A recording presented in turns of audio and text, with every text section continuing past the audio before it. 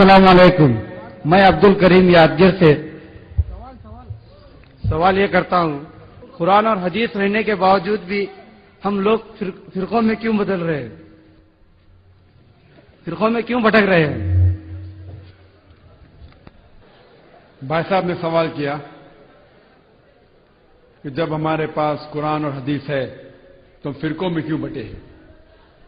इसका जवाब अल्लाह सुब्हानहू व तआला देते हैं सूरह अल इमरान में, सूरह नंबर 3 आयत नंबर 103 में, वातसिमू बिहब्लिल्लाहि जमीअन वला तफर्रकू, कि आप अल्लाह की रस्सी को मजबूती से पकड़ो और आपस में मत बटो। अल्लाह की रस्सी क्या है? अल्लाह की रस्सी है कुरान और सही हदीस। अल्लाह ताला फरमाते हैं कि कुरान और सही हदीस को मजबूती से पकड़ो और आपस में मत बटो। अल्लाह ताला फरमाते हैं सूरह अनाम में, सूरह नंबर 6 आयत नंबर 159 में, कि जो कोई शख्स अपने दीन को या इस्लाम को फिरकों में बांटता है, या अल्लाह के रसूल, तुम्हें उसे कोई लेना देना नहीं। अल्लाह सुब्हानहू व तआला उनका हिसाब किताब करेंगे आखिरत में। तो फिरके बनाना इस्लाम में हराम है, फिरके बनाना इस्लाम में हराम है। लेकिन अफसोस की बात है, हम माशरे में देखते हैं सारी दुनिया में कि मुसलमान कई फिरकों में बटे हैं। हम जब पूछते मुसलमान से, चाहे तो कोई मुस्लिम कहेगा कि मैं हनफी हूं, कोई कहेगा मैं शाफी हूं, कोई हम्बली, कोई मलकी, कोई देवबंदी, कोई बरेवली। अल्लाह के रसूल क्या थे? हनफी थे, शाफी थे, हम्बली थे, मलकी थे, देवबंदी थे, बरेवली थे, क्या थे? अल्लाह के रसूल मुस्लिम थे। अल्लाह ताला फरमाता है कुरान मजीद में, सूरह इमरान सूरह नंबर 3 आयत नंबर 54 में, ईसा अलैहिस्सलाम वो मुस्लिम थे। अल्लाह ताला फरमाते सूरह इमरान में सूरह नंबर 3 आयत नंबर 67 में, इब्राहिम अलैहिस्सलाम मुस्लिम थे। और जो आयत से मैंने मेरे तकरीर को खत्म किया वो सूरह फुसिलत की आयत थी, सूरह 41 आयत नंबर 33, वमन अहसनु कौलन मिम्मन दुआ इलल्लाहि व अमिला सालिहान क़ाला इन्ननी मिनल मुस्लिमीन। वो शख्स सबसे बेहतर है, वो शख्स जो लोगों को अल्लाह की तरफ बुलाता है, अच्छे अमाल करता है और कहता है कि मैं मुस्लिम हूं। तो अगर कोई शख्स आपसे पूछे आप कौन हैं, तो सबसे अच्छा जवाब है मुस्लिम। अफसोस की बात है कि अक्सर लोग फिरकों में बटे हुए हैं और अपने अपने ग्रोह बनाते हैं। हम अगर देखते हैं ये चारों अइम्मा, इमाम अबू हनीफा, इमाम शाफी, इमाम अहमद इब्न हंबल, इमाम मलिक, अल्लाह की रहमत सब पे हो। मैं चारों अइम्मा की इज्जत करता हूं, बड़े आलिम थे, बड़े उलमा थे, इज्जत करता हूं। चारों उलमा ने कहा कि आपको कोई भी मेरा फतवा मिले जो अल्लाह और रसूल से टकराता है, मेरे फतवे को दीवार पे मारो। ये चारों अइम्मा जब फतवे दिए, उनने अपने तहकीक के जरिए फतवे दिए और ये कहा कि आपको कोई भी मेरा फतवा मिलता है जो अल्लाह और रसूल से टकराता है, मेरे फतवे को मत मानो। अबू हनीफा ने एक हनफी मसलक बनाने के लिए नहीं आए, इमाम शाफी एक शाफी मसलक बनाने के लिए नहीं आए, इमाम मलिक एक मलकी मसलक बनाने के लिए नहीं आए, इमाम अहमद इब्न हंबल एक हम्बली मसलक बनाने के लिए नहीं आए। उनने अपने तहकीक के जरिए अपने फतवे पेश किए और हमारा फर्ज है कि हमें बात मानना चाहिए अल्लाह और अल्लाह के रसूल की। अगर मिसाल के तौर पे मुझे एक फतवा मिलता है, इमाम शाफी का फतवा है कि अगर आप वुजू में हैं और कोई खातून का हाथ लगता है तो आपकी वुजू टूट जाती है। जब मैं सही बुखारी पढ़ता हूं, वहां पता लगता है मोहम्मद सल्लल्लाहु अलैहि वसल्लम ने वुजू में थे, अपनी बीवी हज़रत आयशा को छुआ, उनकी वुजू नहीं टूटी। अबू दाऊद में भी है। तो यह पता लगता है मुझे कि सही हदीस के हिसाब से जब इंसान वुजू में है تو اس کی وضو نہیں ٹوٹتی. تو میں کہتا ہوں کہ میری وضو اگر خواتین کا ہاتھ لگتا ہے تو وضو نہیں ٹوٹتی. تو میں کہتا ہوں کہ میں پکا شافی ہوں 100%. باقی لوگ کچے شافی ہے 80% شافی ہے. کیونکہ امام شافی نے کہا تھا آپ کو کوئی بھی میرا فتویٰ ملے جو اللہ اور رسول سے ٹکراتا ہے میرے فتوے کو دیوار پہ مارو. تو میں نے اس امام شافی کے فتوے کو دیوار پہ مارا تو پکا شافی ہوا کہ نہیں؟ میری وضو نہیں ٹوٹتی. اسی لیے میں پکا شافی ہوں. جو عام لوگ اپنے آپ کو شافی کہتے ہیں وہ کچے ہیں 80% یا 70%. میں اپنے آپ کو پکا شافی کہتا ہوں. ابو حنیفہ نے کہا کہ نماز کے وقت سورہ فاتحہ کے آخر میں آمین زور کے بولنے کی ضرورت نہیں ہے. صحیح بخاری کی کئی حدیث ہے کہ آمین زور کا بولیے.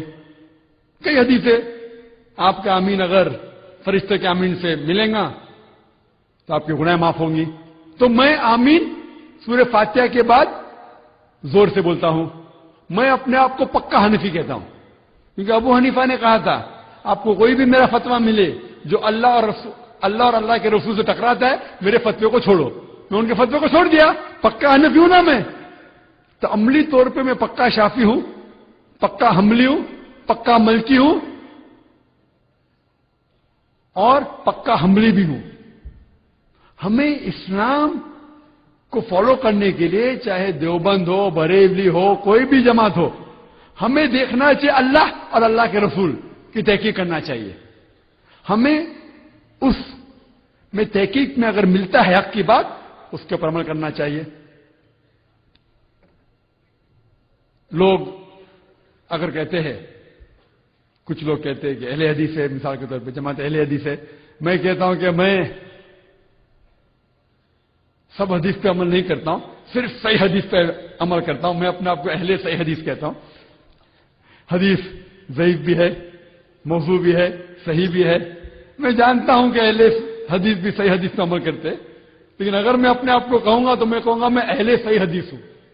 کیونکہ میں پکا قرآن اور صحیح حدیث پہ عمل کرتا ہوں, ضعیف حدیث پہ نہیں, صحیح حدیث پہ عمل کرتا ہوں. اگر کوئی اپنے آپ کو کہنا چاہتا ہے, اللہ نے اپنے آپ کو کہا کہ اپنا لقب دو مسلم, تو اسی لیے لقب میں اپنے آپ کو صرف مسلم دیتا ہوں اور کون سا بھی نہیں.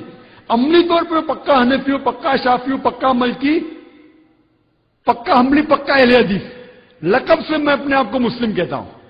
کیونکہ اللہ تعالیٰ فرماتے سورہ حج میں سورہ نمبر 22 آیت نمبر 78 میں اللہ تعالیٰ فرماتے ابراہیم علیہ السلام سے کہ ہم نے آپ کا نام رکھا مسلم.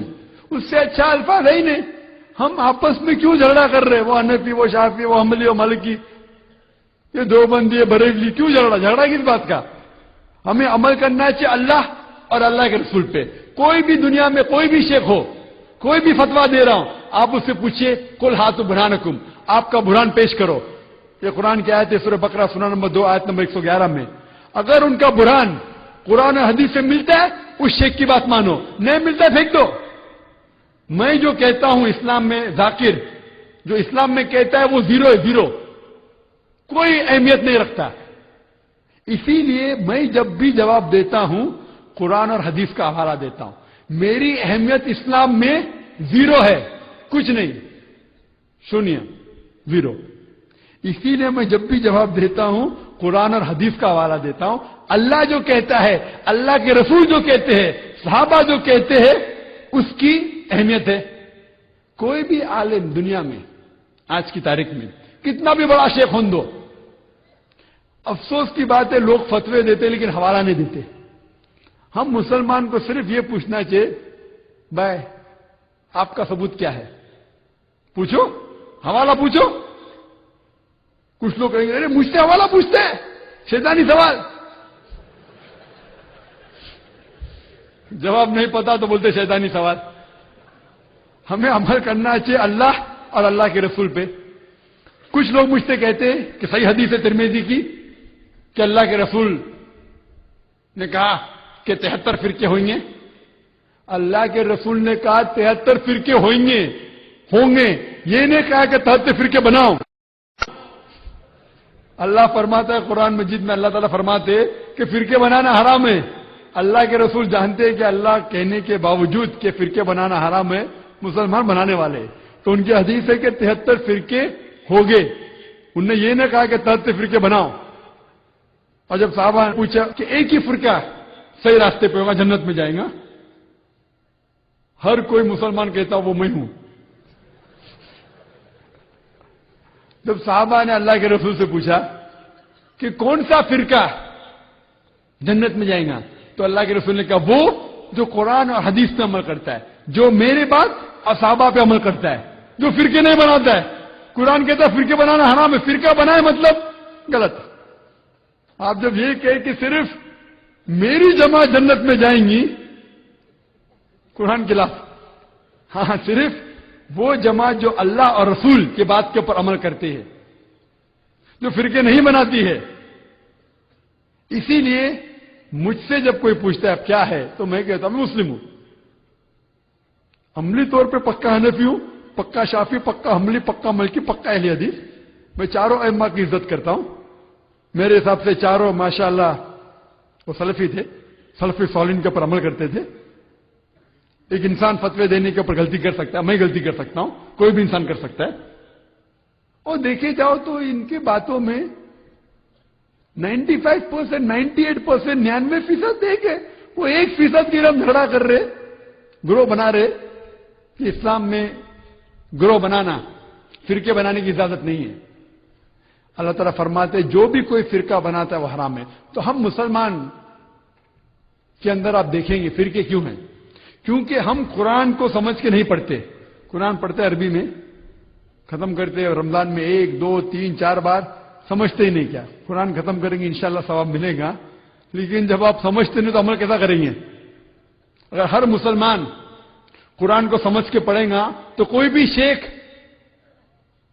آپ کو گھمائے گا نہیں. کیا ہوتا ہے فتوے میں ہوتا ہے نا، گھماتے، take you for a ride انگریزی میں کہتے ہیں.